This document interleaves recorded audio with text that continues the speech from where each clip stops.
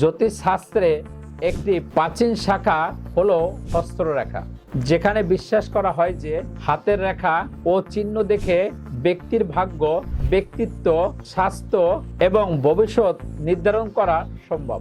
মানুষের হাতে তালুতে থাকা প্রধান রেখাগুলি যেমন জীবন রেখা, শিরোরেখা, হৃদয় রেখা এবং ছোট ছোট রেখা ও চিহ্নগুলি ব্যক্তির জীবনপথ, গুরুত্বপূর্ণ ঘটনা এবং প্রবণতা নির্দেশ করে। প্রথমে বলা যায় পাহাড়ের ভূমিকা। হাতের তালুর মাংসল অংশগুলিকে পাহাড় বা মাউন্স বলা হয়, যা জ্যোতিষশাস্ত্রের গ্রহগুলোর নাম অনুসারে নামকরণ করা হয়েছে। যেমন বৃহস্পতির পাহাড়, শুক্রের পাহাড়। এই পাহাড়গুলোর উচ্চতা, অবস্থান এবং রং দেখে শুভ অশুভ প্রভাব বিচার করা হয়। এরপর হলো প্রধান রেখা ও অর্থ।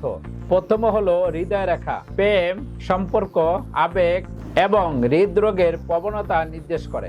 এরপর হলো শিরোরেখা বা হেডলাইন, বুদ্ধি, চিন্তা ভাবনা ধরন, সৃজনশীলতা, মানসিকতা, স্থিতিশীলতা। এরপর হলো জীবন রেখা বা লাইফলাইন, শারীরিক, জীবনী শক্তি, স্বাস্থ্য এবং জীবনের প্রধান পরিবর্তনগুলি নির্দেশ করে।